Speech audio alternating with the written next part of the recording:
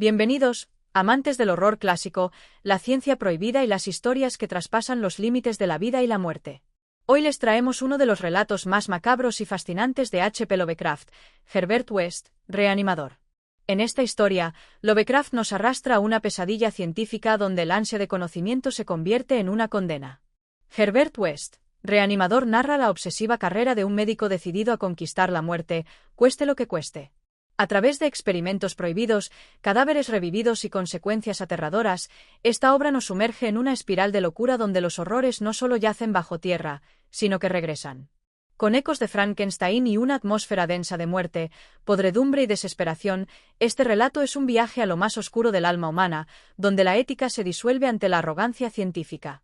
Antes de comenzar, no olvides suscribirte al canal, dejar tu me gusta y activar la campanita de notificaciones para seguir acompañándonos en estas lecturas que exploran lo prohibido, lo olvidado y lo que jamás debió despertarse.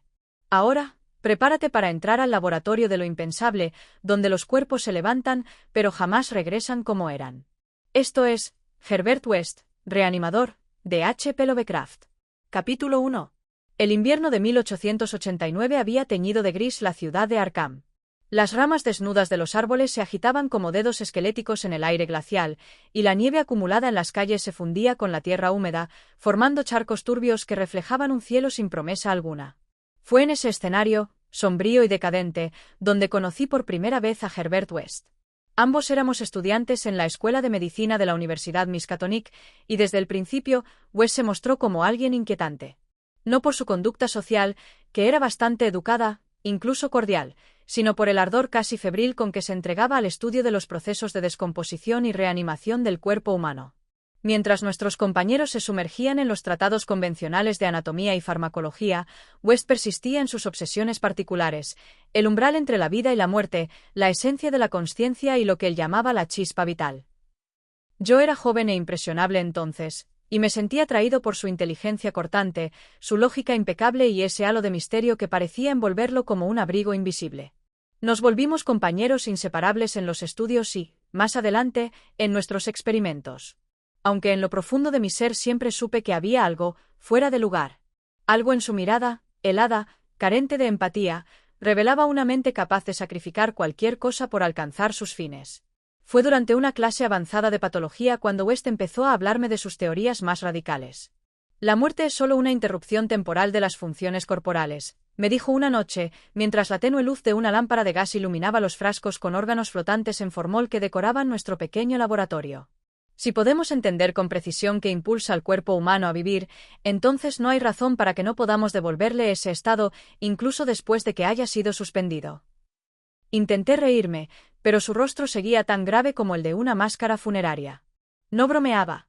De hecho, poco después me mostró su primer intento de solución reanimadora, un fluido inyectable de color amarillento, con un olor fétido y una viscosidad antinatural, compuesto de ingredientes que se negó a revelarme completamente. El compuesto es volátil, explicó, y la aplicación debe ser precisa. Pero creo que ya tengo la fórmula correcta. Aquella misma semana se desató una epidemia de tifus que mató a varios indigentes en las afueras de Arkham. La morgue estaba sobrecargada y el control sanitario era escaso. Aprovechando la confusión, West propuso una idea horrenda: usar uno de los cadáveres recientes como sujeto de prueba. Me resistí, claro. Pero como tantas veces después, terminé cediendo, arrastrado por la convicción de West y por la tentación de ser parte de un descubrimiento que podría cambiar para siempre los límites de la medicina. La noche elegida fue fría y silenciosa. Nos infiltramos en la morgue con una llave falsa y sin ser detectados. El cadáver era el de un hombre robusto, de unos 40 años, muerto hacía menos de 6 horas. West examinó el cuerpo con pericia y me indicó que preparara la jeringa. Mientras lo hacía, noté que sus manos temblaban, no por miedo, sino por anticipación, como un músico antes del concierto más importante de su vida. Inyectó el líquido en el corazón del cadáver con una precisión quirúrgica. Entonces esperamos. El tiempo se volvió una sustancia gelatinosa, pesada, y cada segundo parecía alargarse en una eternidad. Durante 5 minutos no ocurrió nada. Luego, sin previo aviso, el cadáver emitió un gemido gutural. Retrocedí con el corazón desbocado. El cuerpo comenzó a convulsionar, los ojos se abrieron de golpe, y una expresión de agonía terrible se dibujó en su rostro muerto. No fue un regreso a la vida, sino un retorno al tormento. Los brazos se agitaron con fuerza sobrehumana, golpeando los instrumentos y haciendo volar frascos y bisturíes. Gritó. O más bien, emitió un alarido que no parecía humano, una mezcla de rugido y lamento. Luego, con un estertor seco, volvió a quedarse inmóvil. Demasiado tarde, murmuró West, como si aquel infierno hubiese sido solo un experimento fallido. Yo no dormí esa noche. Ni la siguiente. Cada vez que cerraba los ojos, escuchaba aquel grito inhumano. Y sin embargo, lo peor no era eso. Lo peor era la mirada de West, el brillo febril que se había encendido en sus ojos tras el suceso. Porque supe, sin lugar a dudas, que aquel grito no lo había detenido. Solo lo había motivado más. Capítulo 2. Aquel manuscrito empolvado, encontrado por azar en el sótano húmedo de la Biblioteca Municipal de Salem, no solo desentonaba con los registros administrativos y contables de la época colonial, parecía pertenecer a otra dimensión de la realidad. No tenía fecha clara, aunque la caligrafía y el amarillento papel lo situaban, tal vez, en los albores del siglo XVIII. Pero más allá de su vetustez, era el contenido, caótico, disperso, y sin embargo perturbadoramente lúcido, lo que lo convertía en una rareza digna de un estudio más que filológico, casi exorcista. Su autor firmaba únicamente como Ibid.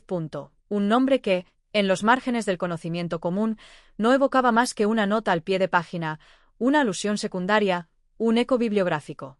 Pero aquí, Ibid. No era una referencia, era un individuo. Uno cuyas palabras se derramaban sobre el pergamino con la intensidad de quien ha vislumbrado algo que no debía ser visto. Entre líneas plagadas de citas en latín y referencias perdidas a autores que jamás existieron, se narraba una especie de confesión, una crónica a medias entre el ensayo, el diario de locura y el evangelio herético.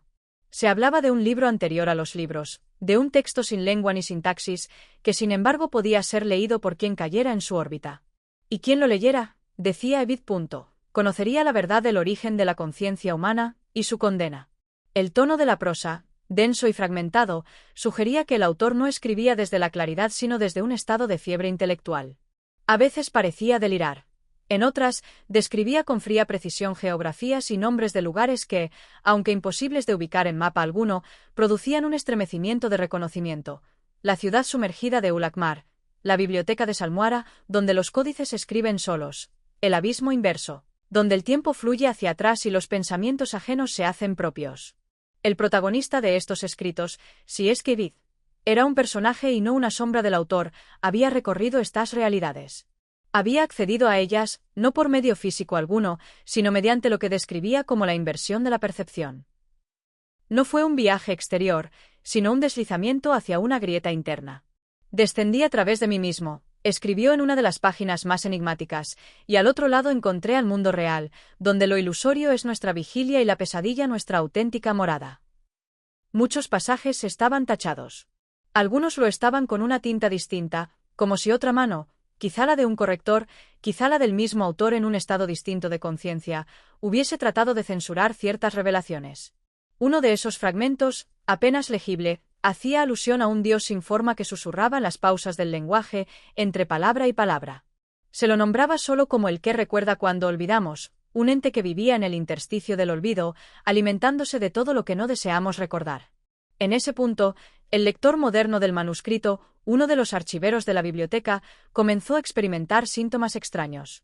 No insomnio, sino algo más perturbador, sueños dentro del insomnio.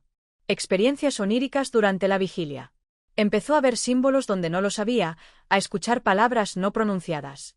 Un día, simplemente desapareció, dejando solo el manuscrito abierto en una página que terminaba abruptamente con una frase incompleta, y entonces, Ibid descendió al círculo final, donde el tiempo. El resto de la página estaba quemado. Capítulo 3. El umbral de la casa crujió bajo sus pies. No era un crujido cualquiera, sino uno que parecía surgir no del desgaste de la madera, sino del despertar de algo que reposaba en lo profundo del lugar, dormido desde hacía siglos. El protagonista respiró hondo, sintiendo el aire rancio colarse en sus pulmones, impregnado de polvo antiguo, humedad estancada y una fragancia indefinible, parecida a la de la tierra removida de una tumba sellada durante demasiado tiempo. La puerta, entreabierta como si esperara su llegada, se balanceaba suavemente con el viento, emitiendo un gemido grave, prolongado, como el suspiro de una conciencia vieja y arrugada. Cuando la empujó, se abrió por completo con un rechinar agudo que cortó el silencio como una cuchilla, y por un instante, todo pareció detenerse. Ni el viento, ni el leve zumbido del mundo exterior se atrevieron a interrumpir aquel momento. Dentro, la oscuridad era casi total. Los rayos de la luna apenas se filtraban por los ventanales cubiertos de polvo y telarañas, dibujando patrones distorsionados sobre el suelo de madera. La única iluminación parecía venir de la propia penumbra, como si la casa emitiera su propia luz tenue, pulsante, una luminiscencia que no provenía de este mundo. El primer salón era una galería extensa, flanqueada por retratos familiares que se alzaban, uno tras otro, con rostros de semblantes severos y miradas inamovibles. Cada pintura parecía cargar con siglos de silencio y juicio. El protagonista pasó junto a ellos, sintiendo como los ojos pintados parecían girar ligeramente, siguiéndolo con una atención malsana, como si quisieran recordarle que estaba invadiendo un espacio donde la vida y la muerte se confundían desde hacía mucho. La voz de Ibid resonaba en su mente. No una voz escuchada con los oídos, sino una impresión que se imprimía en los pensamientos, como si algo comunicara a través de un idioma olvidado por la humanidad, pero entendido en lo más profundo de su subconsciente. Era un murmullo continuo, como el rumor de un río subterráneo que arrastrara secretos entre sus corrientes invisibles. Las paredes del pasillo comenzaban a estrecharse, casi imperceptiblemente. El suelo crujía a cada paso, pero no era un crujido uniforme. Parecía que respondiera a sus movimientos, como si se lamentara de su presencia, o peor aún, como si anunciara algo que se aproximaba desde más abajo. Pasó por una puerta de roble labrada con símbolos que no supo identificar. Formas curvas, repetidas, reminiscencias de antiguos alfabetos sumerios o asirio-babilónicos, pero más distorsionados, como si hubiesen sido escritos por alguien que solo recordaba fragmentos de un idioma ya enterrado en el tiempo. Del otro lado de esa puerta, lo recibió una sala de estudio, completamente amueblada pero cubierta por una capa de polvo tan espesa que los muebles parecían haber sido tallados en ceniza. Sobre un escritorio de mármol negro, descansaba un libro. No era un volumen cualquiera, su cubierta era de un cuero de procedencia incierta y olía a moho y tierra vieja. Las páginas, visiblemente amarillentas y quebradizas, estaban escritas a mano con una tinta oscura que se mantenía fresca, como si hubiese sido escrita hacía tan solo unas horas. El título era escueto, y sin embargo, su sola mención invocaba un temblor en sus entrañas, De Ibidis Imaginariis. Lo abrió con manos temblorosas. Las palabras parecían saltar de la página, reorganizándose en su mente en frases que no estaban escritas pero que comprendía claramente. No eran conocimientos nuevos, sino memorias reencontradas. Una revelación progresiva le iluminó el rostro. No era él quien había encontrado el libro, sino que el libro lo había invocado. Y en ese instante, comprendió que el nombre de Ibid no era solo un vestigio de un autor ficticio, ni una burla académica. Era un signo, una máscara de algo que había permanecido en las sombras del tiempo, deslizándose en la cultura y la memoria como un parásito intelectual. Ibid era eterno, y más que eso. Era una presencia, una entidad, un símbolo viviente del conocimiento corrompido, de la sabiduría que devora a quien la busca. El libro vibró levemente en sus manos. La tinta comenzó a extenderse por las páginas, tomando formas y figuras, como si en su interior se desataran mapas, escenas y criaturas imposibles. El texto le hablaba con una urgencia hipnótica, invitándolo a leer más, a sumergirse más profundo. El protagonista sintió que la realidad comenzaba a diluirse. Las paredes de la habitación ondulaban levemente, como si respiraran. Los retratos del pasillo parecían ahora moverse con libertad, sus rostros alterados por emociones de desesperación y sufrimiento. Ya no estaba simplemente en una casa antigua. Había cruzado a otro plano, un espacio donde el tiempo no era lineal y la lógica se descomponía como un cadáver olvidado. El capítulo cerraba en su mente, pero no la historia. El eco de Ibid seguía allí, vibrando en su alma.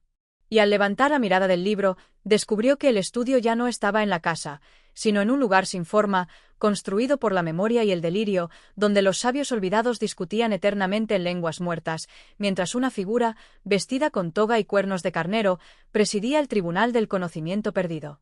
Capítulo 4. La biblioteca de Tadeusz Willingsworth, escondida en el tercer piso de la ancestral mansión de Providence, parecía más un santuario que una simple colección de libros.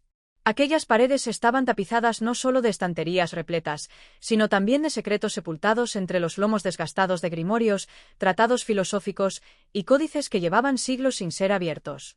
La luz, escasa y temblorosa, provenía de una lámpara de aceite que oscilaba suavemente con el viento que se colaba entre los cristales mal sellados. En esa penumbra reverberante, los títulos parecían susurrar nombres impronunciables y evocar realidades paralelas, donde lo real se disolvía como tinta en el agua. Ibid. El oscuro autor romano cuya obra perdida había obsesionado al joven Billingsworth desde sus estudios en Miskatonic, aparecía nuevamente.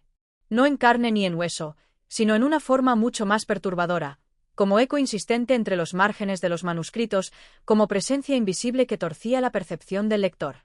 Thaddeus, ya profundamente transformado por su obsesión, había dejado atrás las disciplinas de la historia, la retórica y la filología.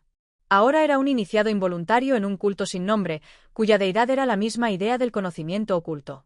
El quinto día tras su último hallazgo, un fragmento apócrifo atribuido a Ibid escondido tras una tabla suelta en el zócalo de su estudio, Thaddeus comenzó a experimentar episodios de pérdida temporal. Horas enteras desaparecían de su memoria, solo para descubrir, al despertar, que nuevas notas habían sido añadidas en su puño y letra a sus traducciones, frases incompletas, imágenes simbólicas, mapas de lugares que no existían en ningún globo terrestre conocido. Uno de estos fragmentos decía: «Por las puertas de Cimeria descendí, no con cuerpo sino con sombra. Y allí me esperaban los ecos de Ibid, transmutados en voluntad pura». Fue entonces que se atrevió a encender la chimenea oculta tras los retratos del linaje Billingsworth, bajo la cual descubrió una trampilla que descendía a un sótano sellado. El aire allí era distinto, cargado de una humedad casi orgánica, como si respirara por sí solo. Las paredes estaban cubiertas de símbolos circulares y concéntricos que parecían moverse con la luz temblorosa. En el centro, un pedestal de mármol negro sostenía un libro encadenado con ligaduras de plata ennegrecida. El joven académico, ya reducido a una sombra de lo que fue, sintió un impulso casi irracional. Abrió el libro. Y lo que leyó no fueron palabras, sino pensamientos proyectados directamente a su conciencia. No era un texto en latín, griego ni sumerio. Era un idioma sin lenguaje, un idioma que se sentía, se soñaba, y que solo podía ser comprendido por quienes habían sido tocados por Ibid. El contenido hablaba de una ciudad subterránea, que existía bajo la corteza del mundo, donde los ecos de todos los pensamientos humanos se reunían y cobraban forma. Allí, Ibid reinaba como entidad colectiva, como suma de todos los sabios olvidados. Los habitantes de esa ciudad no eran seres físicos, sino resonancias, ecos que vibraban con conciencia propia. Una vez alguien escuchaba a Ibid, dejaba de ser un individuo para formar parte de su sinfonía. Ese era el destino de Thaddeus. Esa noche, desapareció. Nadie volvió a verlo jamás. La biblioteca fue sellada por la universidad, convertida en un archivo restringido, al que solo los más osados o insensatos pedían acceso. Pero algunos aseguran que, cuando todo está en silencio, puede escucharse el leve sonido de hojas pasándose solas y una risa culta, grave, que recita pasajes de autores que nunca existieron, en idiomas que aún no han sido inventados. Y entre esas voces, siempre hay una que susurra: Ibid. Ibid. Capítulo 4. Cuando cruzó el umbral de la casa, no lo hizo como un hombre común penetrando en una morada abandonada. No. Era como si descendiera a una cripta sellada por siglos, profanando un santuario olvidado que jamás debió ser despertado. Un silencio opresivo, más denso que cualquier oscuridad tangible, se adueñó del aire al cerrarse la puerta detrás de él con un susurro que parecía una advertencia ancestral. El vestíbulo estaba cubierto de polvo espeso, pero no era el polvo de los años sino de algo más primitivo. No había telarañas ni señales de vida natural, ni roedores ni insectos. Aquella casa había sido vaciada por el tiempo y, quizás, por algo más cuidadoso y meticuloso que el simple abandono. Las paredes, aunque enteras, estaban impregnadas de un moho que no se originaba en humedad, sino en una podredumbre espiritual, como si los secretos acumulados hubiesen comenzado a supurar desde adentro. Avanzó con paso contenido por el corredor central, mientras el crujir de la madera bajo sus pies marcaba un compás irregular, como si el suelo reaccionara con incomodidad a su presencia. A cada lado, los marcos de puertas entreabiertas revelaban habitaciones sumidas en penumbra, con muebles cubiertos por sábanas que semejaban cadáveres amortajados. El ambiente era tan espeso que sus propios pensamientos parecían no resonar del todo en su mente, como si la casa los absorbiera al nacer. En una habitación lateral, descubrió una biblioteca. No una común, sino una colección cuidadosamente dispuesta, en la que los libros no eran meros volúmenes, sino custodios de una sabiduría macabra. Al tocarlos, sentía en la yema de sus dedos una vibración casi imperceptible, un susurro contenido en cada encuadernación de cuero agrietado. Eran tratados en latín, griego arcaico y lenguas que ni siquiera reconocía, escritas con caracteres que parecían cambiar levemente si uno los observaba demasiado tiempo. Uno de los libros más prominentes llevaba un título que le erizó la piel, De Vermis Mysteriis. No sabía cómo lo entendía, pero en su interior algo le decía que no debía abrirlo. Y sin embargo, lo hizo. Dentro, no encontró palabras convencionales sino un relato en imágenes grabadas a fuego que lo obligaron a cerrar los ojos y respirar profundamente. Pero incluso con los ojos cerrados, las figuras danzaban detrás de sus párpados, como si hubieran entrado en su mente. Salió de la biblioteca tambaleándose, el corazón golpeando con fuerza desmedida, no por miedo convencional, sino por el conocimiento no solicitado que ahora habitaba en su memoria. Aquel libro no era solo texto. Era una llave. Y al haberlo abierto, había girado el cerrojo de algo que dormía no en esta casa, ni en este mundo, sino en un rincón inmemorial del cosmos. Algo relacionado, de forma imposible pero inevitable, con Ibid. Sí, ese nombre volvía a él como un eco persistente. No como autor o personaje, sino como idea viva. El fragmento de un todo que se proyectaba más allá de la historia.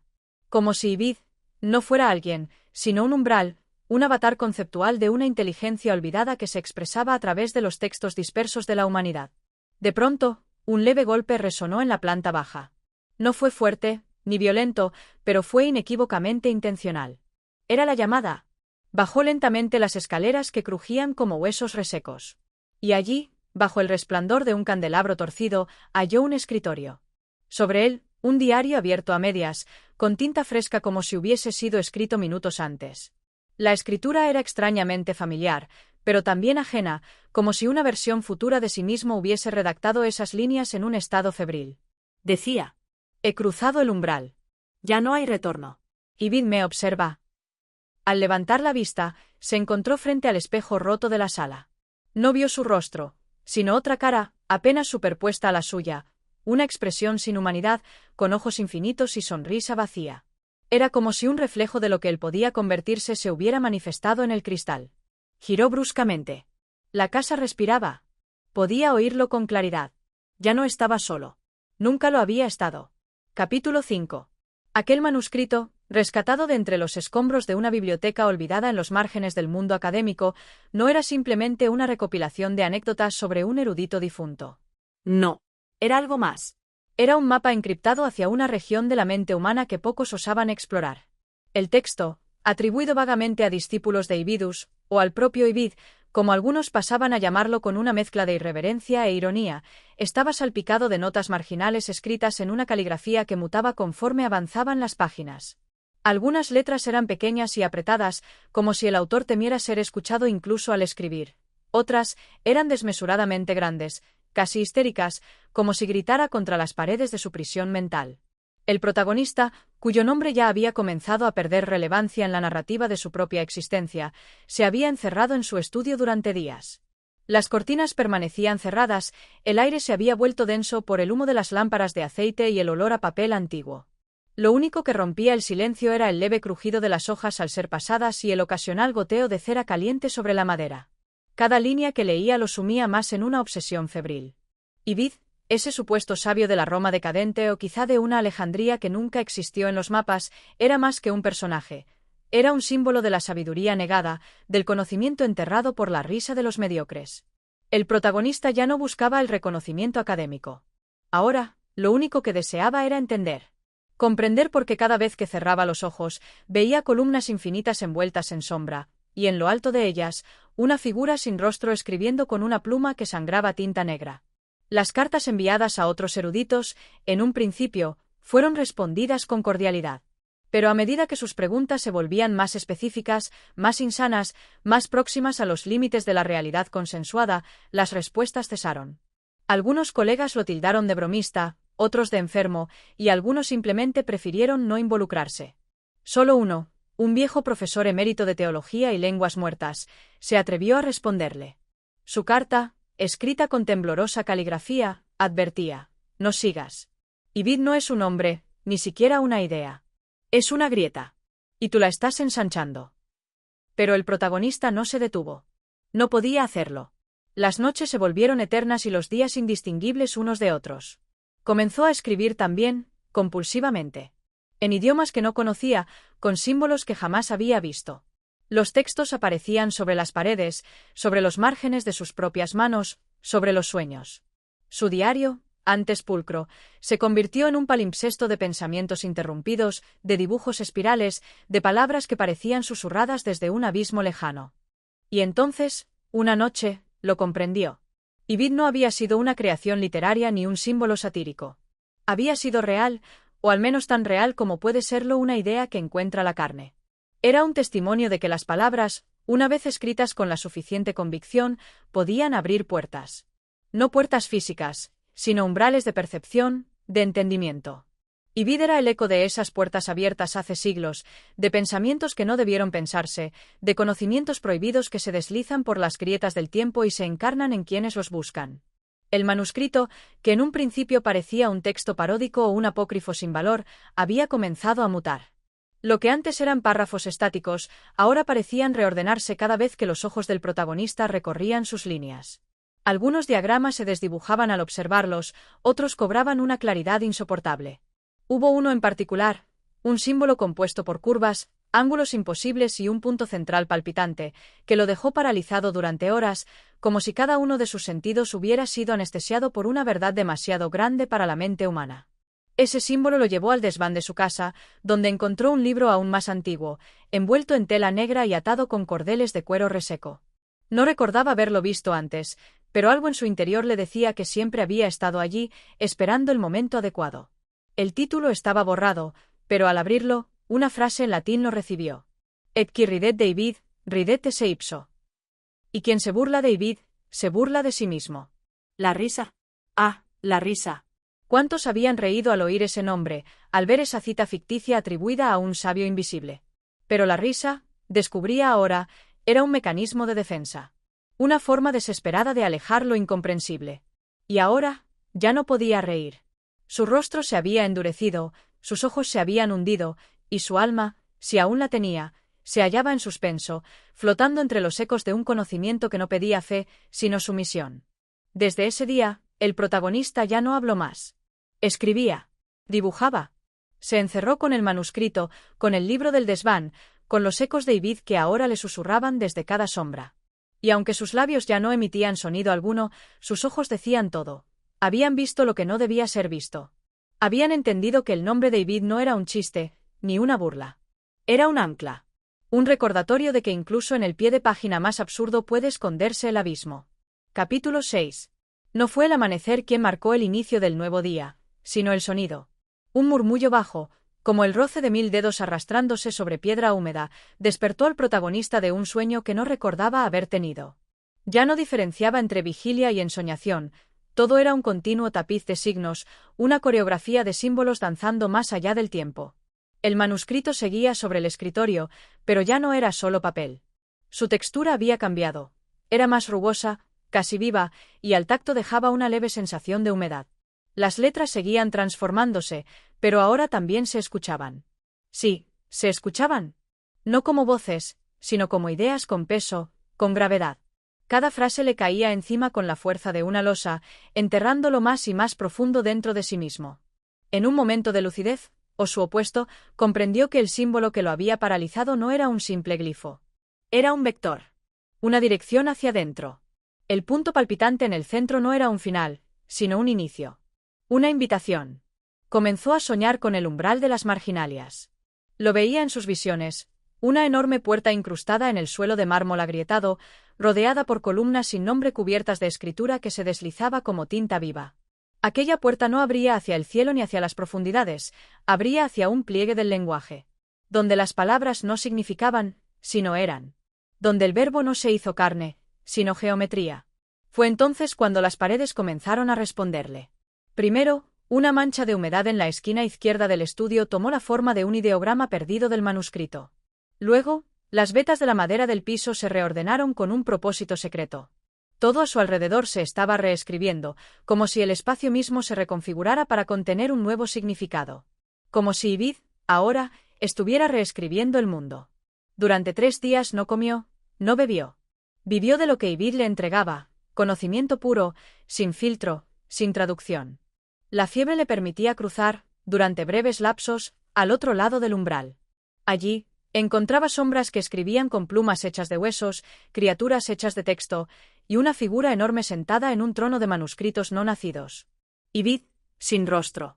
Y entendió por fin lo que la carta del viejo profesor había querido decir. Ibid no es un hombre, ni siquiera una idea. Es una grieta. Pero también era un método. Un sistema de entrada. Un ritual lingüístico que se autoengendraba cada vez que alguien osaba buscarlo con demasiada seriedad. No estaba solo. Nunca lo había estado. Entre las páginas del libro del desván, descubrió nombres. Decenas de ellos. Anotados con prisa, como si alguien los hubiera transcrito durante un escape. Nombres que resonaban como ecos de otras vidas, otras mentes que también fueron abiertas, o fracturadas, por el encuentro con Ibid. Algunos estaban tachados con violencia. Otros, subrayados con tinta roja. Y al final de la lista, uno recién aparecido, el suyo. Entonces comenzó a llover tinta. No fuera de su casa, sino dentro. Desde el techo, desde las lámparas, desde sus propias lágrimas. Un fluido oscuro y espeso que manchaba, sí, pero que también revelaba. Las superficies cubiertas por aquella tinta revelaban más escritura, más símbolos, más verdad. Su estudio se convirtió en un texto viviente, una biblioteca de carne y nervio. Y cuando ya no pudo más, cuando pensó que su mente colapsaría, Ibid le habló. Por primera vez. No fue una voz. Fue una reconfiguración de su percepción. Un gesto mental que reorganizó todas sus memorias, todas sus ideas, en torno a un solo eje, la comprensión. Y entonces lo vio, no con los ojos, sino con la totalidad de su ser. Ibid no es lo que busca. Ibid es lo que busca a través de él. Y supo, con una certeza absoluta y aterradora, que el libro no estaba esperando ser leído. Estaba esperando ser escrito desde dentro. Capítulo 7. El archivo llegó sin remitente. Un paquete envuelto en papel manila, manchado en las esquinas, con un nombre escrito en letra gótica, Doctora Vallespín. El doctor Vallespín, catedrático de semiología y experto en textos apócrifos de la antigüedad tardía, no recordaba haber solicitado nada semejante. Sin embargo, algo en su interior, una vibración sutil, una nota apenas perceptible en la melodía rutinaria de su pensamiento, lo instó a abrirlo. Dentro, encontró un cuaderno. No uno cualquiera, sino uno viejo, de tapas duras y cuero resquebrajado, con marcas que se asemejaban más a quemaduras que al desgaste natural. Al abrirlo, la primera página lo recibió con una frase escrita a mano, en tinta negra y firme. Ibid camina entre las notas. Las siguientes páginas eran un caos ordenado, diagramas, frases sueltas, párrafos repetidos con ligeras variaciones, símbolos que parecía haber visto antes, aunque no lograba ubicar dónde. Reconoció algunos fragmentos, latinismos deformados, citas de textos inexistentes, referencias cruzadas entre autores que jamás se habían leído entre sí, pero algo más llamó su atención. Una frase subrayada múltiples veces. No es que Ibid esté en los márgenes. Es que los márgenes están en Ibid. A medida que leía, el doctor notaba algo inquietante. La caligrafía del cuaderno cambiaba, sí, pero también lo hacía su reacción ante ella. Lo que al principio le parecía incomprensible o absurdo, comenzaba a adquirir sentido. No por traducción, sino por asimilación. Como si su mente estuviera siendo reconfigurada, realineada para recibir un lenguaje que existía más allá del idioma. En el margen de la página 32, una nota en rojo. A veces, el pie de página es la verdadera tesis. El doctor se levantó bruscamente de su escritorio. Había leído esa misma frase. ¿Dónde? ¿En un sueño? ¿En un ensayo apócrifo que alguna vez desechó? No lo sabía. Pero la inquietud creció. Sintió que algo lo observaba desde el interior de las palabras. Fue entonces cuando halló el nombre, el autor del cuaderno. Una firma al pie de una página. Solo una letra. Pero junto a ella, pegada con un fragmento de cera, había una pequeña hoja desgarrada de un diario. Una frase garabateada con trazo tembloroso. La risa ya no me protege. La noche siguiente, soñó con un estudio lleno de símbolos, con paredes cubiertas por palabras vivas, con un hombre, o algo parecido a un hombre, escribiendo con sus uñas en la superficie del tiempo. Despertó empapado en sudor y con la certeza de que debía encontrar ese lugar. Y lo hizo. Siguiendo las pistas del cuaderno, los márgenes ocultos, las citas imposibles, llegó a una casa antigua en los límites de la ciudad, en una calle que no figuraba en los mapas modernos. La puerta estaba entreabierta, como si esperara ser descubierta. Dentro, el aire olía a cera, tinta y humedad. En el centro del estudio, bajo una lámpara que pendía de un hilo oxidado, yacía el manuscrito original. El manuscrito de Ibid. A su alrededor, el silencio era absoluto. Ni ruidos de la calle, ni viento, ni crujido. Solo el sonido de su respiración. Y cuando lo abrió, vio su propio nombre en la primera página. No como lector.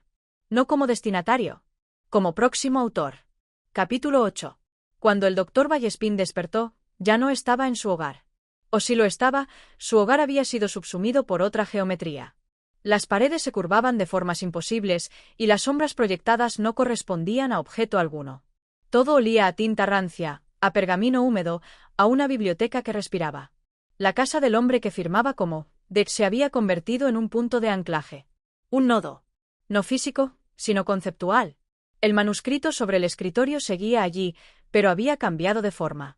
Ya no era un simple libro. Era una amalgama de materiales. Piel, madera, metal oxidado, páginas arrancadas de otras obras que jamás debieron mezclarse. Era un palimpsesto no solo de textos, sino de realidades. Y empezaba a escribir solo. Vallespín observó cómo las letras se formaban por sí mismas, como si una mano invisible, o algo peor, estuviera detrás del velo del mundo, empujando ideas hacia el papel. Lo que se escribía no estaba en ningún idioma humano. Pero él lo comprendía. Y vid es el margen de lo real. Y entonces lo entendió. El símbolo. El punto palpitante.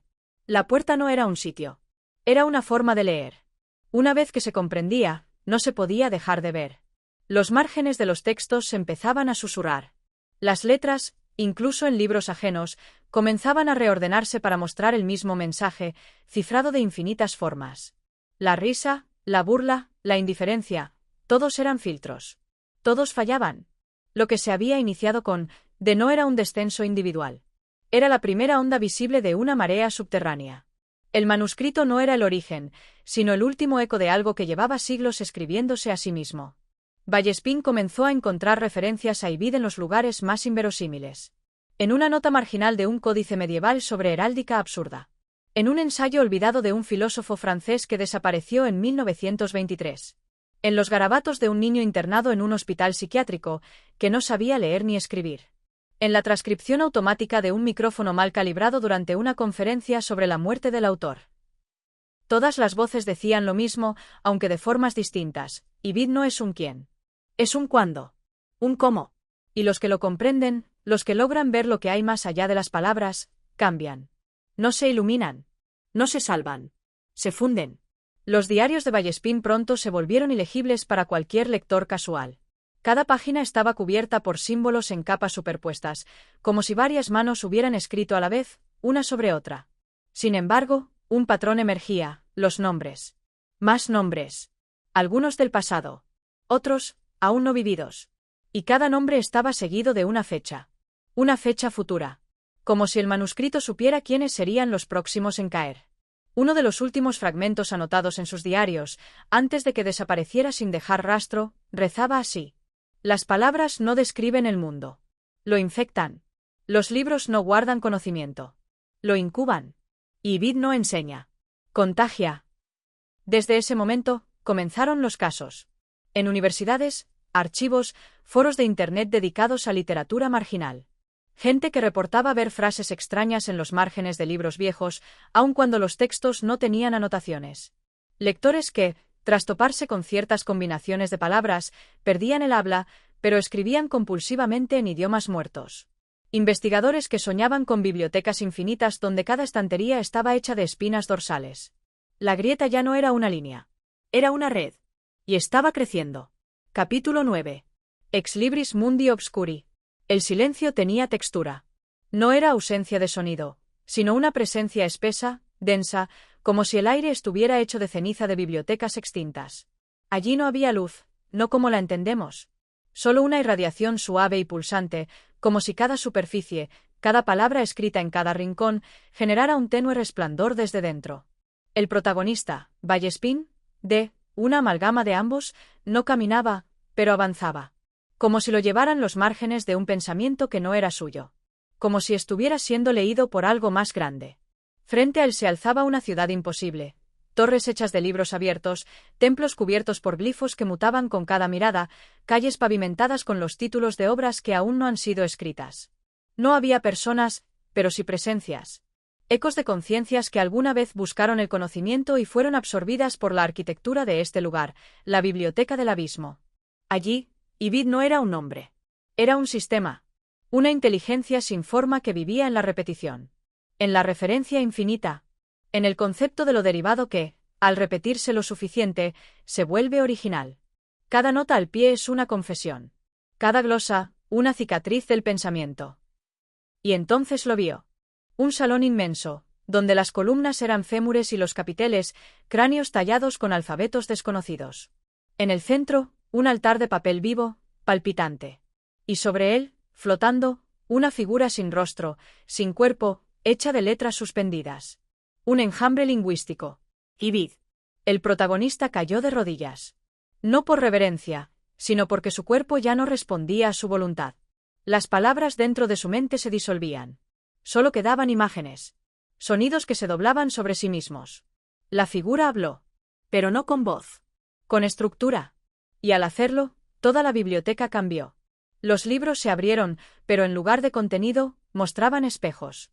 Cada uno reflejaba un rostro diferente, rostros humanos, rostros deformes, rostros de lectores atrapados en la contemplación del texto. Uno de esos rostros era el suyo. Y comprendió. No somos quienes leemos a Ibid. Somos lo que Ibid lee a través de nosotros. El conocimiento no se transmite. Se come. Y Ibid estaba hambriento. Intentó hablar. Pero su lengua había desaparecido. En su lugar, crecía una pluma, húmeda y negra, conectada a un nervio que iba directo a su médula. No gritaría. Escribiría. Como todos los anteriores. Como todos los que vendrán. Y mientras lo hacía, en algún lugar del mundo real, una biblioteca polvorienta, una librería de segunda mano, una nota marginal en un manual escolar, alguien leía las primeras palabras de su relato. Y sentía algo. Una risa leve. Un cosquilleo en la nuca. Y la grieta se abría, una vez más. Capítulo 10. Transcripción parcial del expediente clínico almohadilla 0412, pabellón 6, Instituto Arcam para Estudios Neuropatológicos y Lenguas Muertas. Clasificación, restringido, nivel 4. Fecha, censurado. Paciente, N/N, identificado como sujeto recuperado del experimento West 117b. Edad estimada, 35 años. Estado físico, reanimado, estable, aunque con actividad cerebral anómala. Estado cognitivo, preverbal, con episodios de escritura automática. Supervisión, Dr. Cornelius Brad, asistente del difunto Dr. Herbert West. Registro de observación, día 12. El sujeto ha dejado de emitir sonidos. No responde a estímulos, ni verbales ni físicos. Sin embargo, continúa escribiendo, con una frecuencia que parece no disminuir. Es curioso, porque no utiliza ningún instrumento común, como lápiz o bolígrafo. En su lugar, utiliza lo que parece ser su propia sangre, exudada a través de las palmas de sus manos. Las enfermeras informan que los textos no solo aparecen en el papel. Se extienden por las paredes, por los pasillos, incluso sobre la piel de otros pacientes, como si algo invisible estuviera tomando posesión de los cuerpos cercanos. El contenido de su escritura es, por decirlo menos, inquietante.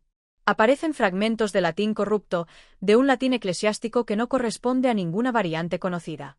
Los diagramas, de una simetría desconcertante, parecen imposible de recrear dentro de los parámetros de la geometría tradicional. Sin embargo, hay algo que se repite, algo que aparece una y otra vez, un término que se hace eco en cada una de sus anotaciones. Ibid. Ibid se repite incansablemente, como si la palabra misma tuviera poder. Como si fuera una clave, una señal que se escapa de la comprensión ordinaria. Registro de observación, día 15. La situación ha empeorado. La escritura, en principio incomprensible, ha comenzado a tomar forma. Los diagramas parecen reconfigurarse por sí mismos, alineándose con una precisión aterradora, como si alguien, o algo, estuviera dictando las líneas desde algún rincón del universo. Durante la noche, se reportaron movimientos extraños en las habitaciones.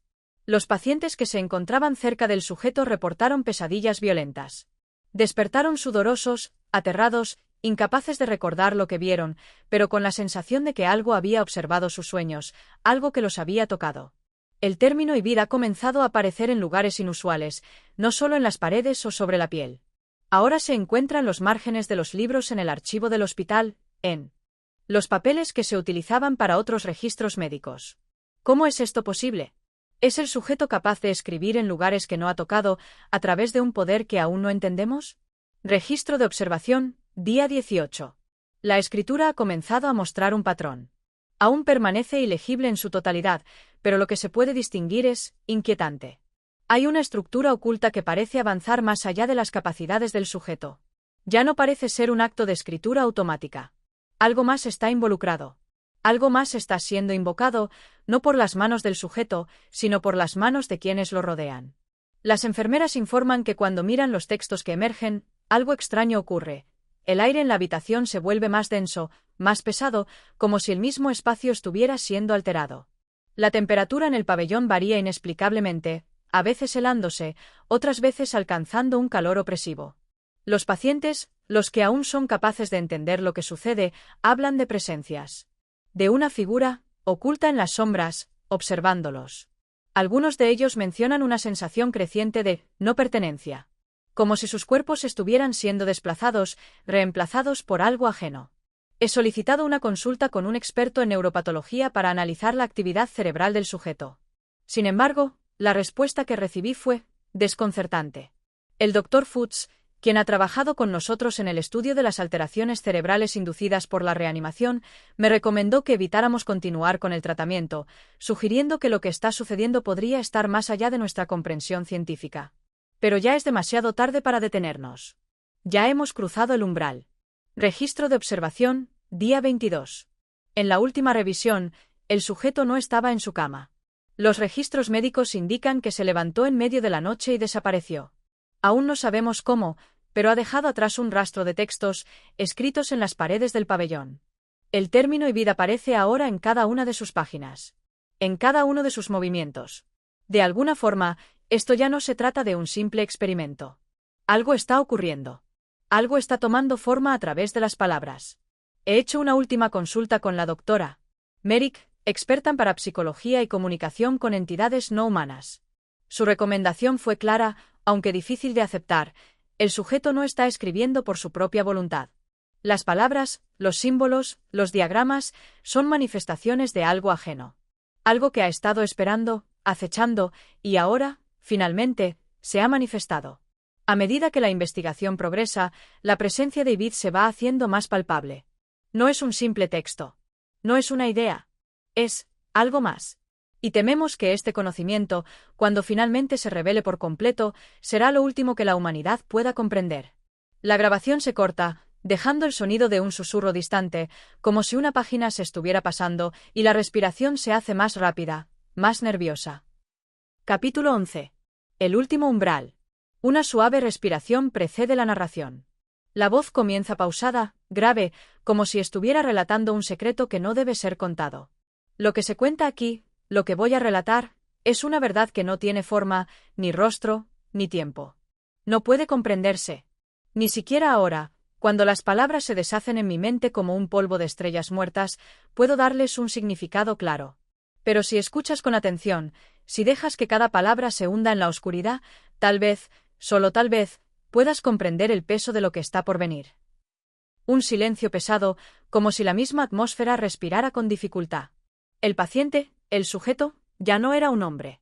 Eso lo supe desde el momento en que sus ojos comenzaron a cambiar, desde el instante en que sus pupilas se dilataron tanto que parecían no reflejar el mundo que lo rodeaba, sino algo más, algo que se escurría entre las fisuras del tiempo y el espacio.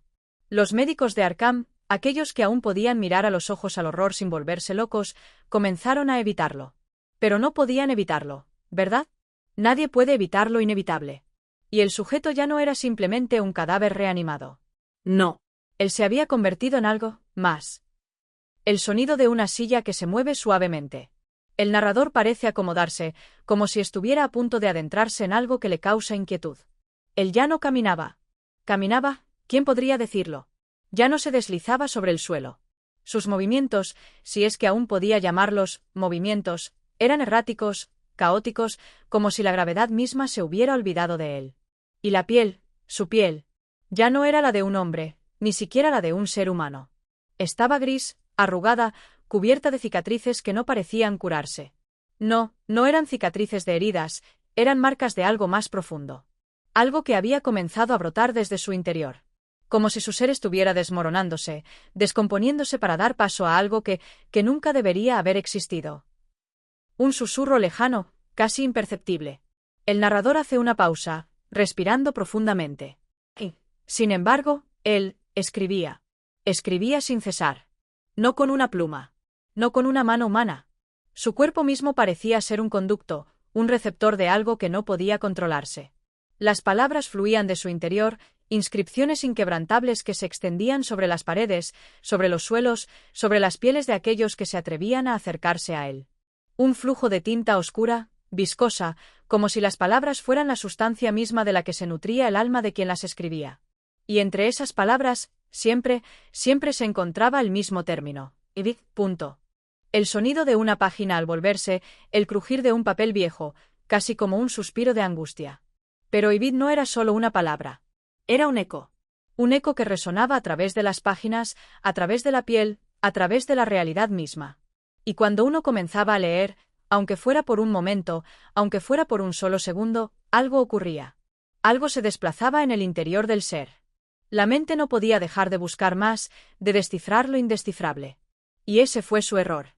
El error que todos cometemos cuando nos enfrentamos a lo desconocido, cuando miramos a los ojos de lo imposible. La curiosidad, esa bendita y maldita curiosidad, nos arrastra a la oscuridad. El narrador suspira. Su tono se vuelve más sombrío. Yo lo vi. No, yo no solo lo vi. Yo lo sentí. No fue una visión clara, no fue una imagen que mi mente pudiera formar. Fue más bien como una sombra que se arrastra por la periferia de la conciencia, siempre al borde de lo que podemos ver, pero jamás al alcance de nuestra comprensión. La figura de Ibid, si es que así podía llamarse, se deslizaba entre las palabras, como una serpiente oculta en las ranuras de la realidad. Un reflejo en el agua, una distorsión en el aire. Algo que no debería estar allí. Una pausa. El sonido de respiración acelerada.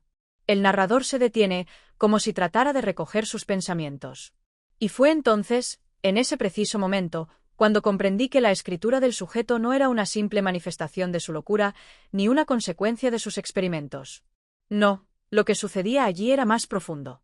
Era un portal. Un portal hacia algo que no existía, que nunca debió existir.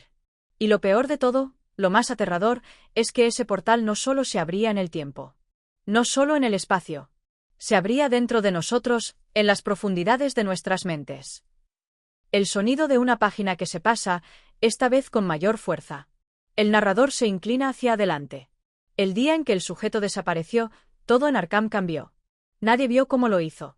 Nadie vio cómo se desvaneció entre las sombras de su propia creación. Los muros del pabellón 6, que antes contenían el eco de sus gritos y sus delirios, ahora estaban en silencio. Pero no era un silencio común. Era el silencio de algo que se ha sellado, de algo que se ha cerrado, como si el mismo universo hubiera dado un paso atrás, dejándonos frente a una grieta que no podíamos comprender. El sonido de una respiración profunda, casi ahogada. Y cuando la oscuridad se hizo completa, cuando el último vestigio de luz se apagó, su escritura dejó de ser solo un eco. Se convirtió en un llamado. Un llamado que nadie, absolutamente nadie, podría ignorar. Porque Ibid no era solo una idea. No era un pensamiento perdido en las páginas de un libro olvidado. Ibid era el principio del fin. Una pausa. El sonido de un crujido distante. El narrador se detiene, como si sintiera el peso de las palabras. Y entonces, cuando ya no pude soportarlo más, cuando el terror se convirtió en una necesidad, supe lo que debía hacer. Lo que todos nosotros debemos hacer. Debemos mirar. Debemos leer. La grabación se corta con un suave zumbido, y el silencio se queda con nosotros, opresivo y profundo, como si algo nos estuviera observando desde la oscuridad. Capítulo 12. El fin de la obsesión. El tiempo ya no era lo que parecía ser. Ni siquiera puedo decir cuántos días habían pasado desde la última vez que miré el reloj, porque cada hora, cada minuto, cada segundo se diluían en una maraña de sombras y desesperación. La obsesión me había dejado sin aliento, sin propósito, arrastrándome por un camino de conocimiento prohibido que ya no era mío.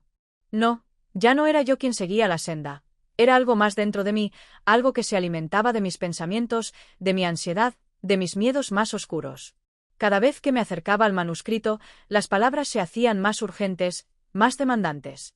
No podía escapar de ellas, como si su poder estuviera creciendo, extendiéndose más allá de los límites de la página, llenando el aire mismo, desbordando las paredes de mi estudio, impregnando mi mente. Y el nombre siempre aparecía, Ibid. Ya no sabía si lo oía en mis pensamientos, si lo leía en las páginas o si realmente lo estaba susurrando la figura que, desde la distancia, parecía observarme con aquellos ojos vacíos. Esa figura, la figura sin rostro, que seguía ahí, fuera del alcance de la razón, fuera del alcance de la comprensión. Cada noche, su presencia se hacía más fuerte, más palpable. Y en ese momento, en ese oscuro y siniestro instante, comprendí lo que era. Ibid no solo era una idea. No era solo una palabra escrita, una broma insensata lanzada al viento por algún antiguo filósofo. Ibid era algo mucho más antiguo, algo que había estado allí desde siempre, acechando en los rincones más oscuros de la mente humana, esperando, simplemente esperando ser descubierto. Y, por supuesto, lo descubrí. Yo lo descubrí. La ansiedad, la inquietud, esa sensación constante de estar siendo observado, todas esas señales me habían conducido hasta allí. Hasta ese rincón del conocimiento donde el tiempo y el espacio se doblan sobre sí mismos, donde las reglas de la realidad se deshacen como la arena entre los dedos. Ibid no era solo un hombre, ni una figura, ni un ser. Ibid era un agujero en la realidad misma, una grieta a través de la cual fluían las ideas y los horrores que no deberían existir. Estaba allí, pero no estaba. Lo veía, pero no podía tocarlo. Sentía su presencia, pero no podía enfrentarlo directamente. La conexión se hacía más intensa, más exigente. Y fue entonces cuando comencé a escribir. No con la pluma que había usado antes. No. La pluma ya no era suficiente para contener lo que debía decirse. Así que utilicé las paredes. El suelo. Mi piel. Todo a mi alrededor se convirtió en un lienzo para los pensamientos que me atormentaban. Las palabras fluían con una urgencia imposible de detener. Ibid estaba tomando forma, tomando sustancia a través de mí, a través de mi desesperación. Y cuanto más escribía, más claro se volvía todo. La realidad se desmoronaba, y con ella, las fronteras entre lo que era real y lo que no lo era. Algo había cruzado el umbral. Algo había llegado. No era solo el nombre que seguía repitiéndose. No. Era la presencia de Ibid misma. Ya no podía escapar de ella. Ya no podía hacer nada más que seguir adelante. Estaba atrapado. Y entonces lo vi. O lo sentí. O lo supe. Ibid no solo era un nombre. Ibid no solo era una idea. Ibid era un portador de algo. Un portador de lo que habíamos olvidado, lo que habíamos suprimido en las sombras de nuestra conciencia colectiva. Lo que nunca debimos conocer. Y en ese momento, en ese instante, comprendí la verdad más aterradora de todas. Lo que se había abierto, lo que se había liberado, no podía cerrarse.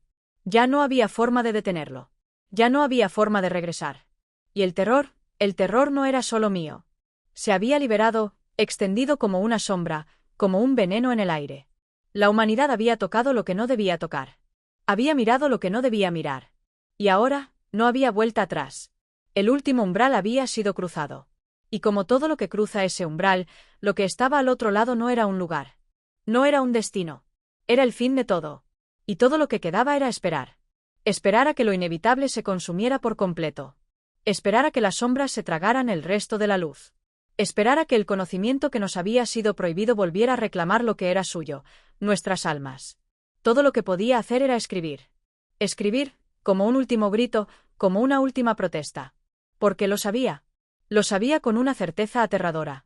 Había algo en el fondo de todo esto que no era solo Ibid. Había algo más. Algo que aún no entendía. Algo que había estado esperando en las sombras de la mente humana, esperando que alguien lo despertara. Y ahora, había despertado. Yo había despertado lo que nunca debió ser despertado.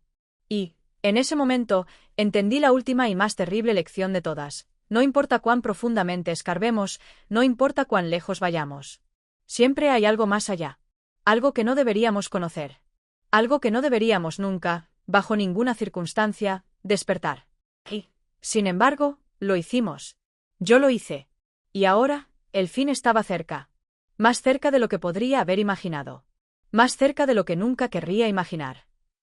Capítulo 13. La inmersión final. Ya no había manera de negarlo. Lo que había comenzado como una curiosidad inofensiva, una simple indagación en los márgenes de la razón, había crecido hasta convertirse en una obsesión que me devoraba por dentro. Las horas se desvanecían, y cada vez que miraba las páginas, sentía como si el tiempo mismo se hubiera detenido, o más bien, como si hubiera comenzado a deshilacharse, desintegrándose en un vacío que no podía comprender. Y esa figura, esa presencia. Ibid. No solo estaba en las palabras. No solo vivía en los márgenes del manuscrito. Estaba en mi mente. Estaba en mi alma. Como un veneno que me recorría las venas. No había escapatoria. Lo supe en cuanto dejé de intentar comprenderlo y comencé a aceptarlo. Ibid no era algo que pudiera ser comprendido. No era algo que pudiera ser razonado. Era, simplemente, un hecho. Un hecho tan inmenso y abrumador que cualquier intento de encerrar su esencia dentro de los límites de mi intelecto era inútil. La desesperación ya no era una opción. La angustia, el miedo, la ansiedad, todo eso se había convertido en una sombra débil, comparado con la verdad que había comenzado a emerger en mí. No podía huir de ello, ya no podía negarlo. La búsqueda había ido demasiado lejos. Y entonces, una noche, cuando el frío había comenzado a colarse por las grietas de las ventanas, cuando la luz de las lámparas vacilaba como si temiera iluminar lo que estaba ocurriendo en la oscuridad de mi mente, lo vi. Oh, más bien, lo sentí. Ibid no estaba simplemente detrás de las palabras. Estaba detrás de todo. El universo, la realidad, la vida misma, eran solo los ecos de algo mucho más grande, algo mucho más antiguo, algo que se deslizaba entre los pliegues de la existencia. Y yo. Yo estaba tocando los bordes de ese algo. Yo era el mediador, el transmisor. Cada letra que escribía, cada símbolo que trazaba, era una rendija por la que ese conocimiento prohibido se filtraba en la realidad. Los límites de la razón se desmoronaban ante mí, y la locura no era algo que pudiera temer más. La locura ya no era un miedo. La locura era la única forma de comprender, la única forma de ver lo que ahora podía ver. Y entonces lo entendí, como una revelación que cae sobre el ser humano con el peso de una estrella en colisión. No había vuelta atrás. No había salvación. El conocimiento que había tocado, que había desenterrado, ya estaba en mí. Y no podía destruirlo, ni podía eliminarlo. Estaba sellado en cada célula de mi cuerpo, grabado en mi mente de forma que cada pensamiento, cada respiro, lo alimentaba. En el momento en que lo vi, la realidad se deshizo. Lo supe con una claridad aterradora. No éramos los dueños de nuestra propia existencia. No teníamos control sobre lo que nos rodea. La ilusión de la vida, la creencia de que éramos los arquitectos de nuestra propia realidad, se desmoronó ante mí. Y lo único que quedaba era el vacío. El vacío absoluto. El vacío de la mente, del cuerpo, del alma. Y en ese vacío estaba Ibid. No era una entidad. No era un dios. No era un demonio. Ibid era un principio, una fuerza primordial que gobernaba el tejido mismo del ser. Estaba más allá del entendimiento, más allá de la percepción humana. Y lo había tocado. Lo había invocado. Lo había traído de vuelta. Pero eso no fue lo peor. No. Lo peor fue que, al hacerlo, había desatado algo que no podría haber comprendido, ni siquiera en mi peor pesadilla. Las palabras de Ibid, esas inscripciones en las paredes, en las mesas, en los márgenes de mi piel, no eran solo un eco del pasado. Eran un presagio de lo que estaba por venir. Lo que había desatado no se limitaba a las páginas de un libro. No se limitaba a los confines de mi propia mente. Había comenzado a tomar forma. Se deslizaba fuera de los límites de la conciencia, más allá de las fronteras de lo que se consideraba real. Y el peor de los horrores, el más absoluto y aterrador de los horrores, era que sabía que no podía detenerlo. Yo no había hecho más que abrir la puerta. Y ahora, la puerta estaba abierta. Y lo que había al otro lado de esa puerta no tenía nombre. No tenía forma. No tenía límite. Y lo peor de todo era que, incluso al comprenderlo, incluso al sentirlo en las entrañas mismas de mi ser, no podía dejar de buscarlo. No podía dejar de avanzar. No podía detenerme. La obsesión me había consumido. Y había cruzado el umbral final. Ya no había forma de regresar. Ya no había forma de renunciar. Y así, me hundí más y más en la oscuridad. De alguna forma, ya no importaba. Ya no importaba si moría, si perdía mi alma. Ya no importaba nada más que la necesidad de saber. De comprender lo incomprensible. De escuchar la voz de Ibid en las profundidades del abismo. Y mientras todo eso se desmoronaba a mi alrededor, su nombre, su presencia, continuaba creciendo en las sombras, cada vez más fuerte, cada vez más cercano. Era un canto, un susurro, un eco. Y sabía que ya no estaba solo. Ibid estaba dentro de mí. Y pronto, todo lo que había conocido, todo lo que había entendido, se disolvería, se desmoronaría. Porque Ibid no era solo conocimiento. Ibid era el principio de todo lo que vendría. Y yo había abierto la puerta. Yo había dado el primer paso. Y ya no podía regresar. Capítulo 14. La realidad quebrada. La última chispa de racionalidad se desvaneció antes de lo que podría haber imaginado. Cuando uno cruza el umbral de lo que jamás debería haber sido tocado, cuando el conocimiento prohibido entra como una marea oscura que arrastra todo a su paso, el retorno ya no es posible. Las sombras, esas mismas sombras que siempre estuvieron al borde de la visión, se estiraban ahora, tomando forma, tomando vida.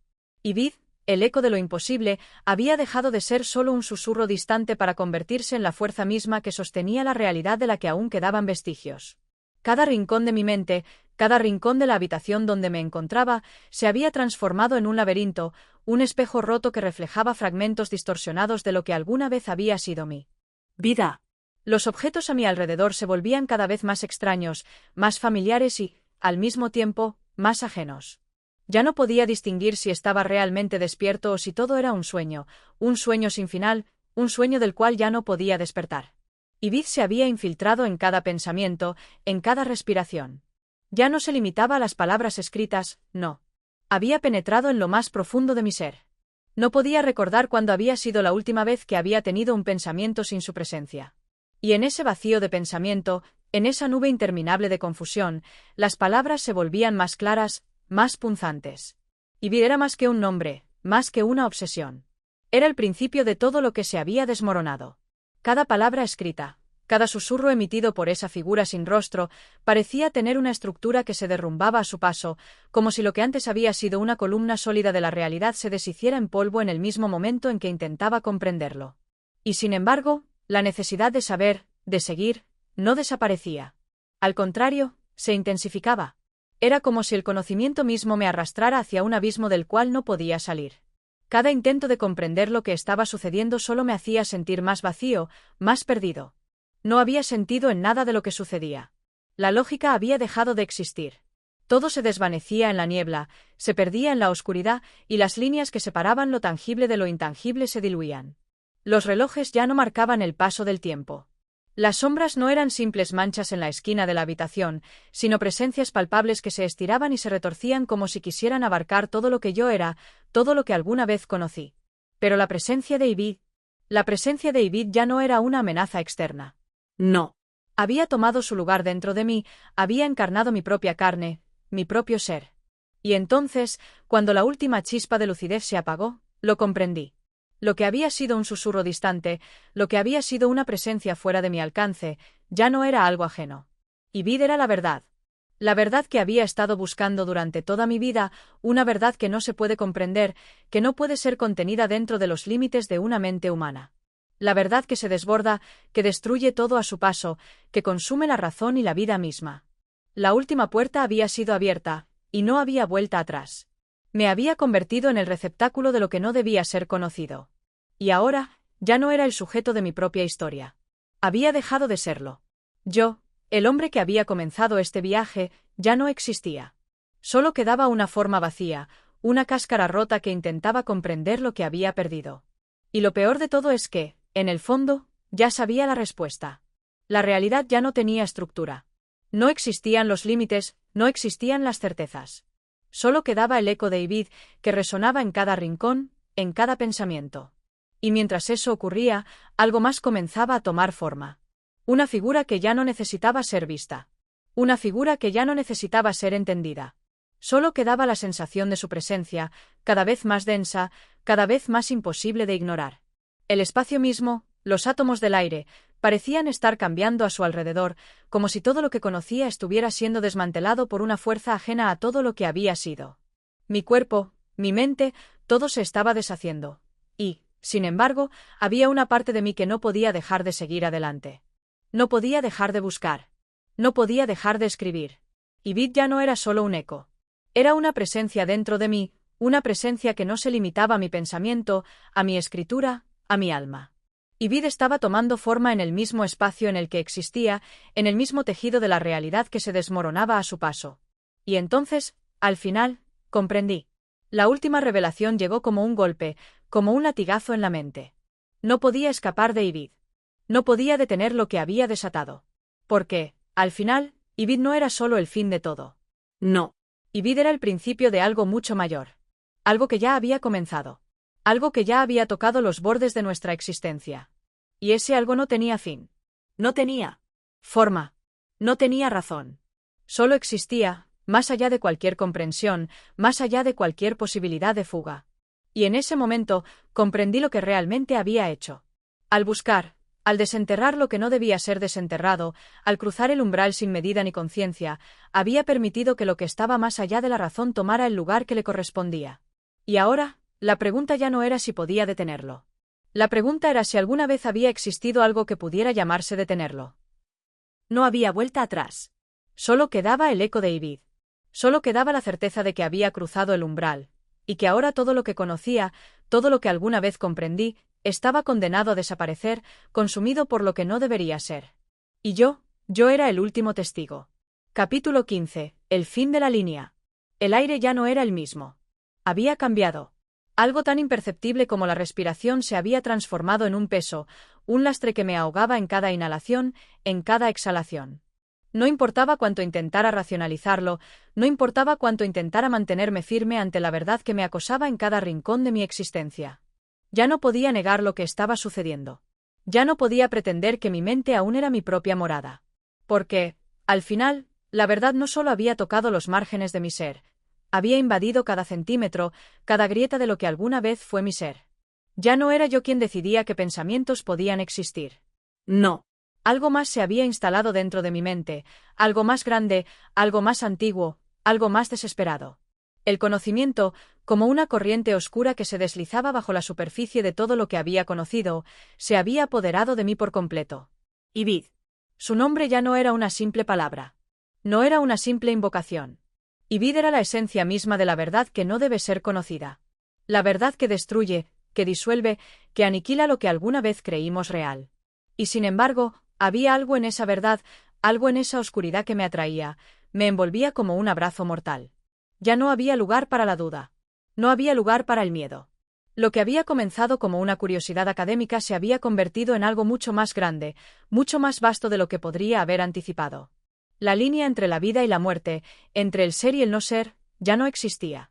No podía ver, no podía tocar, no podía entender qué había sucedido con el mundo exterior. Mis ojos ya no percibían la luz del día, ni la sombra de la noche. El tiempo, ese antiguo enemigo que había medido la vida de los hombres, se había disuelto en la nada. ¿Era aún yo el que caminaba por esa habitación sombría? ¿O había sido ya reemplazado por algo más, algo que no necesitaba de un cuerpo, ni de un alma? Mi mente había colapsado bajo el peso de lo que había desenterrado, bajo la presión de las revelaciones que ya no podía evitar. Ibid había dejado de ser una entidad lejana, una idea flotante en las esquinas del pensamiento humano. No, Ibid había invadido todo lo que era, lo que había sido, lo que podría llegar a ser. Y yo, que había buscado la verdad en las palabras, que había cavado más y más hondo en los márgenes de los textos olvidados, había encontrado algo mucho peor que la muerte. Había encontrado la eternidad. La eternidad de lo que nunca debió ser conocido. La eternidad de lo que no pertenece a este mundo. Y, en ese vacío, en esa oscuridad infinita, me di cuenta de que no había retorno. No podía escapar. No podía regresar a la cordura, ni a la realidad que alguna vez conocí. No quedaba ya un lugar seguro, un refugio al que pudiera huir. Las paredes de mi propia mente se habían desmoronado, y con ellas, todo lo que alguna vez fue sólido y verdadero. La última puerta se había abierto, y al hacerlo, había desatado lo que no podía ser desatado. Ibid ya no estaba solo en mi mente. Ya no era solo un eco lejano. No, ahora era una presencia constante, una sombra que se deslizaba junto a mí, que me susurraba al oído en cada momento de conciencia. Estaba dentro de mí. Estaba en mí. Y el peor de los horrores, el más aterrador, era que me había convertido en su receptor. Había aceptado, sin saberlo, el conocimiento que desintegra todo lo que conocemos. Pero, como un sueño del que no puedes despertar, no podía dejar de buscar. No podía dejar de sentir esa necesidad insaciable de entender lo inentendible, de mirar hacia lo que no debía ser mirado. Ibid no era solo un concepto abstracto, ni una idea filosófica. Ibid era la manifestación misma de lo prohibido, de lo innombrable. Era lo que los hombres habían temido, lo que los sabios habían intentado ocultar. Y yo había roto el sello. Yo había desatado la tormenta. Mi cuerpo, mi mente, ya no me pertenecían. Todo se desvanecía ante mí. No había diferencia entre la vigilia y el sueño, entre la muerte y la vida. Ibid se había convertido en la única verdad. Y, en ese instante, su nombre ya no me asustaba. Ya no me aterraba. Lo había aceptado. Me había dejado arrastrar por él, como una corriente subterránea que me arrastraba cada vez más profundo, cada vez más lejos de todo lo que alguna vez había conocido. No importaba. Ya no importaba. La búsqueda había terminado. La respuesta había sido dada, y la respuesta no era una palabra. No era un pensamiento. La respuesta era la ausencia misma. La vacuidad. El vacío de lo que no debe ser. Y al comprender eso, al darme cuenta de que no había retorno, una quietud se apoderó de mí. No había miedo. No había horror. Solo quedaba el vacío. La nada. Y yo, como el último testigo de todo lo que se desmoronaba, entendí que, en última instancia, lo que había encontrado no era el fin de la búsqueda, sino el fin de todo. Y el fin de todo era Ivy. Capítulo 16. El último testigo. Las horas perdían su sentido. El espacio, el tiempo, todo se había convertido en un continuo indistinguible, una amalgama viscosa que se deslizaba entre mis dedos, entre mis pensamientos. Mi cuerpo, antes anclado a una realidad que conocía, había dejado de existir como tal. Ya no había distinción entre los movimientos, entre las sensaciones. No sabía si me encontraba aún en el mismo lugar o si había cruzado a otra dimensión, una donde las leyes que alguna vez gobernaron este mundo se desmoronaban en una marea de incoherencia y caos. Pero lo peor no era esa sensación de irrealidad que me envolvía. No.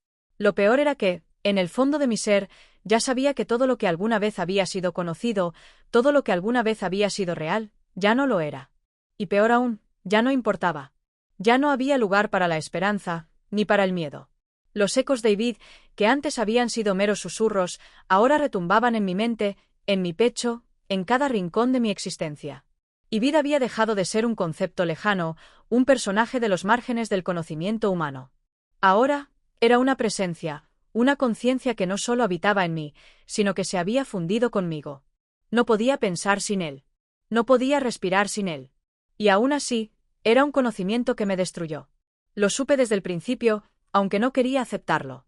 Buscar la verdad, como lo había hecho, solo me había conducido a este abismo, a esta comprensión que no era más que el principio de una ruina interminable. Mi propia identidad se había desmoronado. No quedaba nada. Ya no era el hombre que comenzó este viaje. Ya no era el investigador, el estudiante, el ser humano que había sido. Ya no quedaba nada de eso. Solo quedaba Ivy. Y ese eco, esa constante presencia, ya no era solo una parte de mí. No. Era todo lo que quedaba. Yo había sido el último testigo, el último que había osado mirar más allá de lo visible, más allá de lo que era permitido. Y al hacerlo, había sellado mi destino. No había nada que pudiera hacer para regresar, para revertir lo que había desatado. La puerta ya había sido abierta, y no había manera de cerrarla. Ivy no era algo que pudiera ser encerrado, que pudiera ser olvidado. Ya estaba dentro, ya había tomado su lugar. Y todo lo que me quedaba era ser su receptáculo, su testigo, su víctima. A medida que las sombras se alargaban, me di cuenta de que no estaba solo. Algo, o más bien alguien, me observaba desde las profundidades de mi mente. No podía verlo, no podía escucharlo, pero sabía que estaba allí. Su presencia era palpable, era como una brisa fría que se deslizaba a través de mi piel, como una mano invisible que me tocaba en lo más profundo de mi ser. ¿Era Ivy? ¿Era algún fragmento de mi cordura que aún quedaba? No lo sabía. Ya no importaba. No había respuestas para mí, no había consuelo.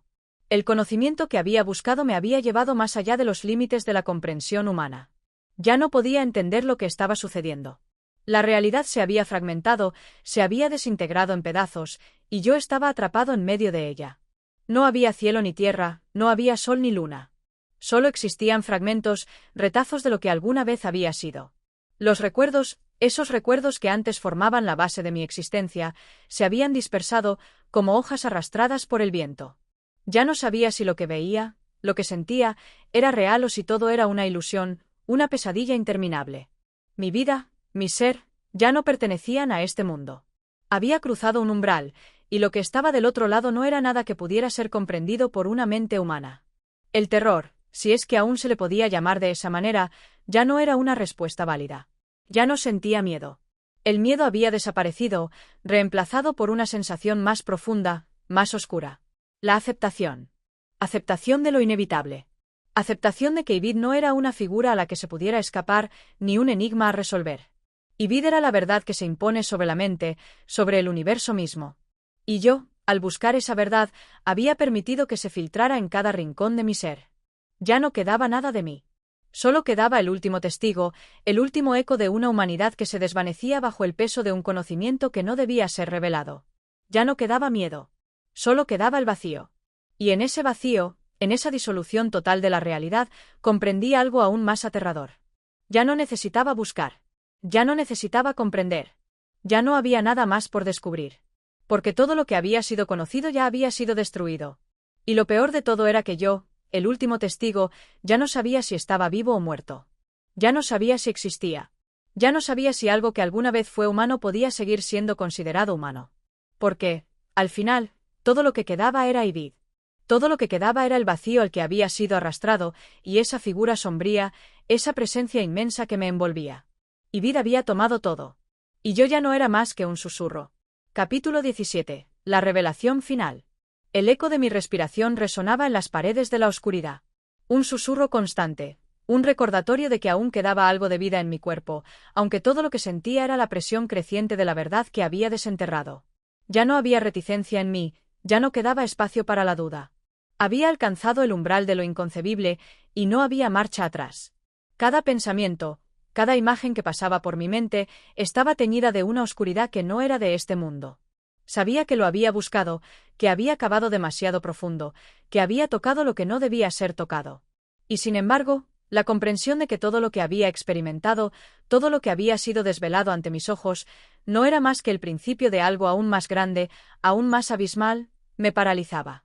No sabía si mi mente resistiría mucho más, si las puertas de la cordura se cerrarían por completo, pero ya no me importaba. Ya no podía regresar. Ibid ya estaba aquí, no como un espectro, sino como una presencia palpable, como una verdad que se había instalado en lo más profundo de mi ser. ¿Lo había convocado? Sí. Había abierto el camino. Había desentrañado los secretos que los hombres nunca debieron conocer. Y ahora, era yo quien cargaba con el peso de esa sabiduría, una sabiduría tan impenetrable y abrumadora que me despojaba de todo lo humano. Las paredes de mi habitación se desvanecían, ya no existían.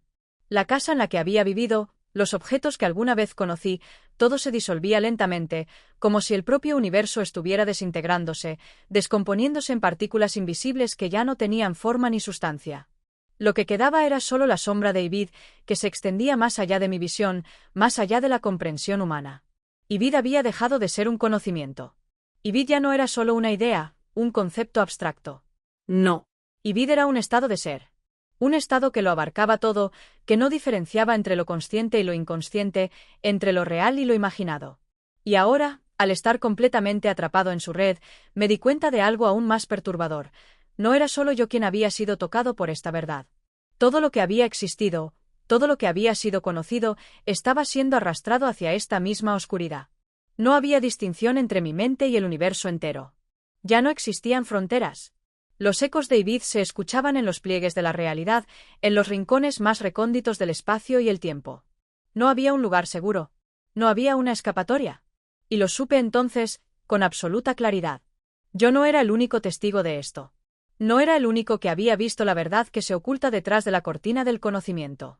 Ibid, en su infinita expansión, ya no se limitaba a mi mente. No. Había tocado a otros, a todos aquellos que se habían acercado a su nombre, a su mito.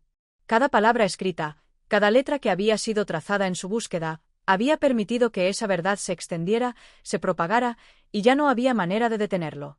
Ibid no era una entidad, ni una ilusión.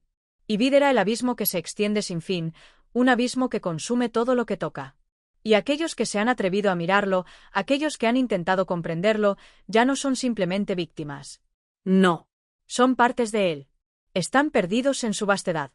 Mi conciencia ya no pertenecía a este mundo. Mi alma, si aún se le podía llamar así, se encontraba atrapada en un ciclo eterno de búsqueda, de revelación. Y sin embargo, mientras todo eso se derrumbaba, algo se deslizaba por mi mente, como una última chispa de lucidez en medio de la oscuridad. Había algo más, algo que aún no había sido completamente revelado. Un nombre, un símbolo, una última pieza del rompecabezas que no había alcanzado a comprender. Pero ya no importaba. Ya no tenía fuerzas para seguir buscando. Ya no podía. La única verdad que quedaba era Ibid.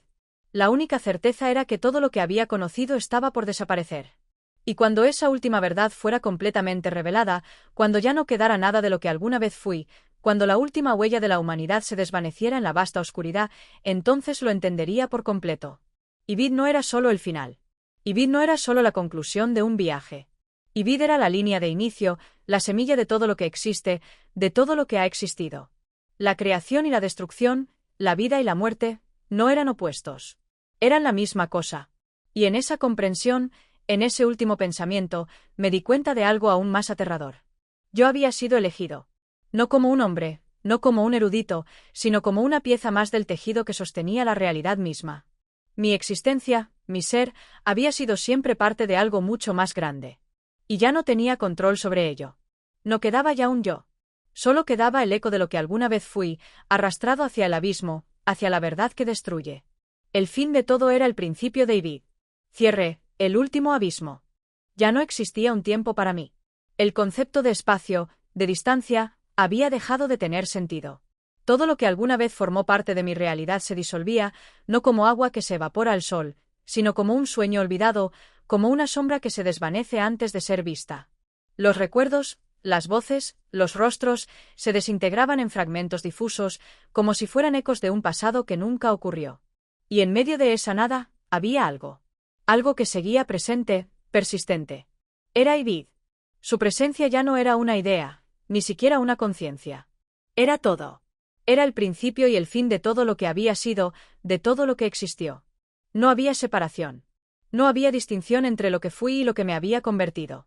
Ya no quedaba rastro del hombre que había sido, ni del erudito que había buscado respuestas en las sombras. Yo era solo una forma de Ibid. Un suspiro de la eternidad que ya no recordaba el primer aliento de su existencia.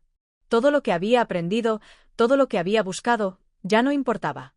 La búsqueda misma era la trampa. La verdad nunca fue un fin, nunca fue algo que pudiera ser poseído. La verdad era el abismo. Y ahora, finalmente, lo entendía. Lo había tocado, lo había atravesado, y, como un insecto que es arrastrado por la corriente de un río infinito, ya no podía escapar. Todo se desmoronaba, pero en ese desmoronamiento, comprendí algo que antes había sido inaccesible. El conocimiento prohibido no era algo que el hombre pudiera abarcar. Era una condena. Una cadena que ataba la mente humana a algo que no podía comprender. Ibid no era solo un nombre, ni un símbolo. Ibid era la puerta que nunca debería haberse abierto. Y yo, al cruzarla, me había convertido en parte de su historia, en parte de la oscuridad que nunca había dejado de acechar. Ya no había más palabras, ni pensamientos que pudieran dar forma a lo que ahora era. Ibid era la nada y la totalidad. Era lo que siempre fue y lo que siempre será. Y, en ese último instante, comprendí que, al igual que el que mira al abismo, el abismo había mirado dentro de mí. Y ya no quedaba nada. Solo el eco de un nombre. Solo la eterna sombra de Ibid, que ya no sabía si pertenecía a este mundo, o si el mundo había dejado de existir. En la disolución final, cuando toda la conciencia se había perdido, solo quedaba el vacío. Un vacío que era todo lo que quedaba. Todo lo que siempre había sido. Y hasta aquí llegamos por hoy, amigos. Si te ha gustado este contenido, no olvides darle like, suscribirte y activar la campanita para no perderte de nada. Deja tus comentarios abajo, me encanta leerlos y saber qué piensas. Nos vemos en el próximo vídeo. Hasta la próxima.